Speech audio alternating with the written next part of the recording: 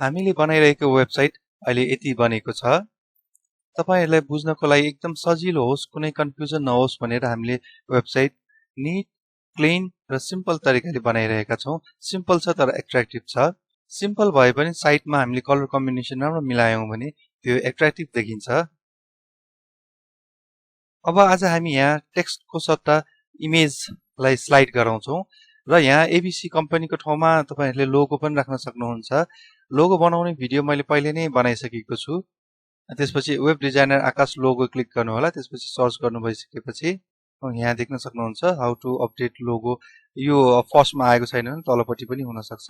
कहिलेकाहीँ फर्स्टमा नआइकन सेकेन्ड थर्डमा पनि आउन सक्छ। यो चाहिँ न्यूज वेबसाइट सिरिजको च्याप्टर 3 को भिडियो हो।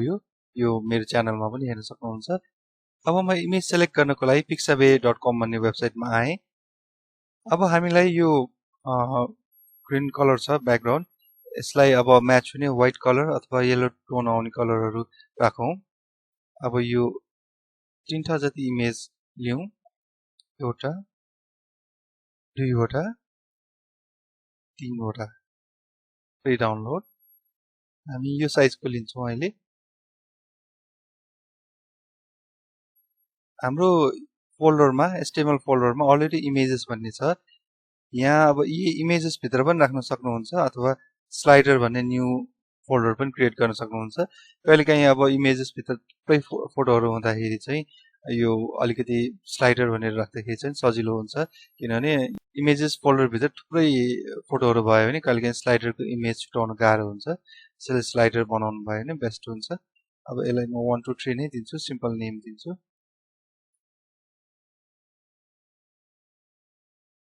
तपाईहरुले इमेज अनुसारको नेम दिन सक्नुहुन्छ।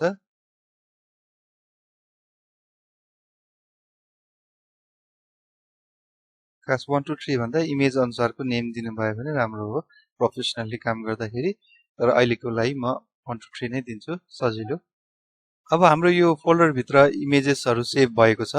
अब हामी यो यहाँ टेक्स्टको सट्टा चाहिँ नि हामी यो इमेज राख्छौं। यो टेक्स्टलाई चाहिँ डिलिट पनि गर्न सक्नुहुन्छ, यो S3 देखि यहाँसम्म, अथवा डिलिट नगरिकन यसो डिसेबल पनि गर्न सक्नुहुन्छ। डिलिट गर्नुभयो भनेदेखि चाहिँ अब यो डिलिट गर्ने पनि ठिकै हो, तर कहिलेकाहीँ कुनै कोड चाहिने कोड हुन्छ, डिलिट गरिसकेपछि डिलिट गरेर सेभ गरेपछि अब भोलिपल्ट चाहियो भने चाहिँ अलि अप्ठ्यारो हुन्छ। त्यसैले यो डिलिट गर्ने चाहिँ बानी नगर्नु होला। img_c। अथवा अब यो सानो कोडहरु याद छ भने त केही फरक पर्दैन, याद छैन भनेदेखि त्यस्तो केसमा त्यसरी गर्न सक्नुहुन्छ। अब कुनै सिम्पल कोडहरु त यो डिलिट भइसकेपछि फेरि राख्न सकिन्छ। अब यसमा चाहिँ नि अघि हामीले स्लाइडर भन्ने फोल्डरमा राखेका थियौं, इमेजेस भन्ने फोल्डरमा राख्नु भएको छ भने चाहिँ इमेजेस राख्नुपर्छ। यहाँ स्लाइडरमा राखेका छौं, त्यसैले अब हामी स्लाइडर भनेर राख्छौं र इमेजको नेम 1 राखेका थियौं, जेपीजी। यो एक्सटेन्सन चाहिँ कुन चाहिँ हो त्यो राख्नुपर्छ। यहाँ जेपीजी इमेज हो। यदि यहाँ यो पीएनजी इमेज हो भने चाहिँ यहाँ एक्सटेन्सन पीएनजी दिनुपर्छ र अरु एक्सटेन्सन छ भने त्यही अनुसार दिनुपर्छ। र अब यसलाई हामी कपी गरौँ, पेस्ट, पेस्ट। अब हेरौं यो इमेज अलि ठूलो आउँछ। अब यहाँ हेर्न सक्नुहुन्छ यो इमेज आएको छ, एकदम ठूलो आएको छ यो इमेज। अब हामी यसलाई यो म्यानेज गर्न पनि सिक्छौं, त्यसरी आएको छ।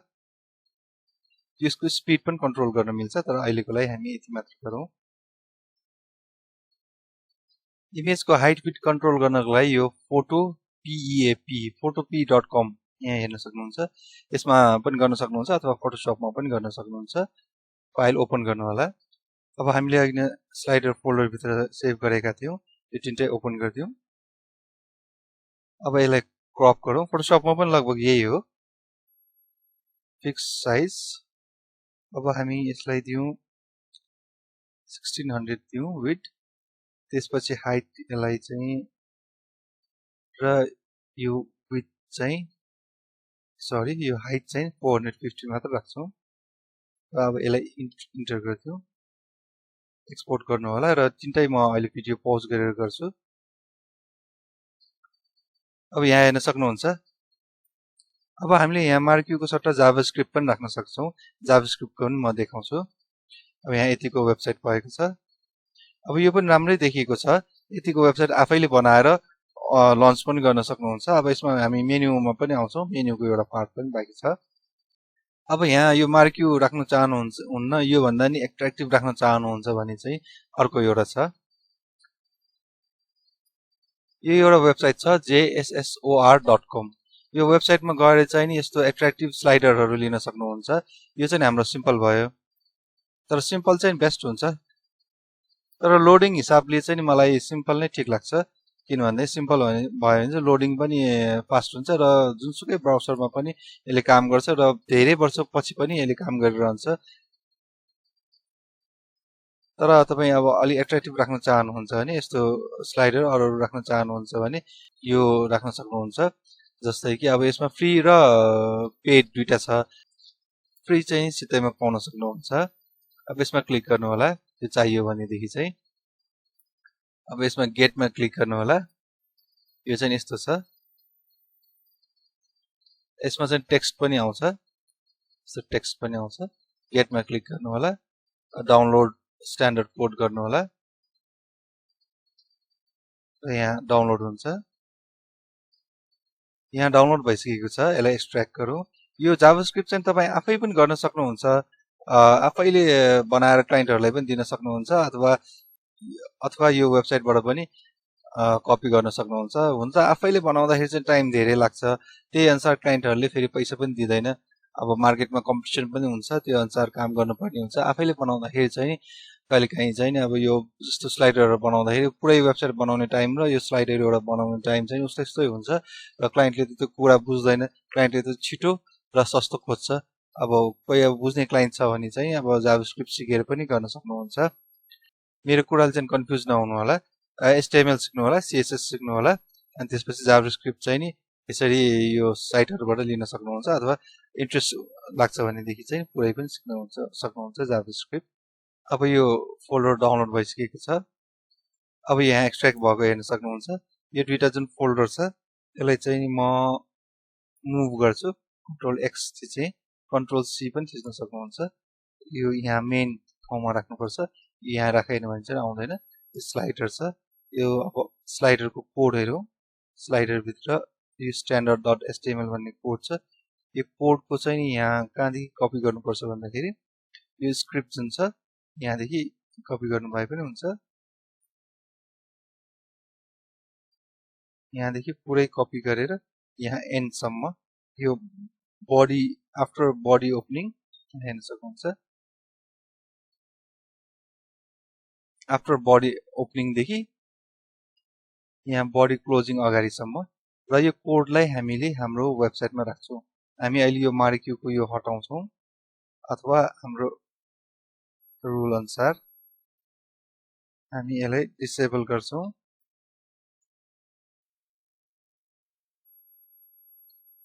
र अलिकति स्पेस छोडौँ ताकि कन्फ्युज नहोस् भनेर। फेरि स्पेस छौँ, Ctrl+S गरौँ। यो कोड चाहिँ अनलाइनबाटै दिनु होला, मैले यो पछि डिलिट गर्छु यो साइटमा, किनभने सिम्पल साइट होस्। अब यहाँ हेर्न सक्नुहुन्छ, यहाँ आयो यस्तो। अघिभन्दा अझ एट्र्याक्टिभ देखियो। यो टेक्स्ट पनि यसरी आउँछ।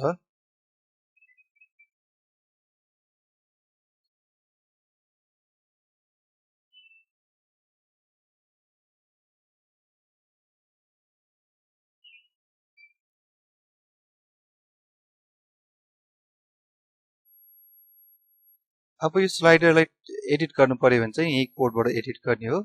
यहाँ कोड छ, जस्तै कि अब यो यसमा सुरुदेखि जाउँ। यो जाभास्क्रिप्टदेखि चाहिँ कन्फ्युज नहुनु होला, त्यस्तो गाह्रो केही पनि छैन। सुरुमा हेर्दाखेरि चाहिँ के जस्तो हुन्छ, तर गर्दै गइसकेपछि चाहिँ यो सबै बुझ्दै आउँछ। यो कोडहरू बानी पर्छ, यो खासै केही पनि छैन यो। र विड 1600 दिएको छ। विड अब कन्ट्रोल गर्न चाहनुहुन्छ भने यहाँ कन्ट्रोल गर्न सक्नुहुन्छ, तर यसमा केही पनि गर्नु पर्दैन। र अब यसमा हामीले चेन्ज गर्ने भनेको मेन इमेज हो। यहाँ इमेज चेन्ज गर्न सक्नुहुन्छ। त इमेजको कोड यहाँ दिएको छ, यहाँ दिएको छ IMG, यो इमेजको नेम JPG। अब यस्तै अरू पनि दिएको छ यहाँ। अनि यहाँ टेक्स्ट जुन इन्टेरियर डिजाइन भनेर आइरहेको छ, यो टेक्स्ट चेन्ज गर्न चाहनुहुन्छ भने यहाँ टेक्स्ट चेन्ज गर्न सक्नुहुन्छ। त्यस्तै अर्को यहाँ छ बल्ब भनेर, यसरी चेन्ज गर्न सक्नुहुन्छ यहाँ टेक्स्ट। अहिलेको लागि हामी सबै हटाउँछौँ किनभने यो चाहिँ यस्तो छ भनेर मात्र देखाएको हो, तर सिम्पल भयो भने चाहिँ नि यो बुझ्न सजिलो हुन्छ। हुन त यतिको पनि राम्रो छ, त्यस्तो नराम्रो छैन। र आजको लागि यति नै। नेक्स्ट च्याप्टरमा अझ हामी यसमा केही कुराहरू थपेर कम्प्लिट साइट बनाउँछौँ। अब लगभग हाम्रो साइट सिधिसकेको छ। अब हेडर बनेको छ, अब यता इमेज आएको छ, अब त्यसपछि केही टेक्स्ट भएको छ, भिडियो पनि छ, अनि त्यसपछि युट्युब च्यानल छ भने सब्सक्राइब माई युट्युब च्यानल यो पनि छ, र त्यसपछि सोसियल आइकन पनि भयो। लगभग कम्प्लिट भइसकेको छ हाम्रो साइट। सोर्स कोडको लागि चाहिँ @nepal.net वेबमा गएर सोर्स कोड लिनु होला। यहाँ हेर्न सक्नुहुन्छ, यहाँ गएर पार्ट 3 सम्म आएको छ। पार्ट 4 को पनि हाल्छु म। भिडियो कस्तो लागिरहेको छ भन्नु होला। केही सजेसन भएदेखि चाहिँ कमेन्ट गर्न सक्नुहुन्छ। Thank you.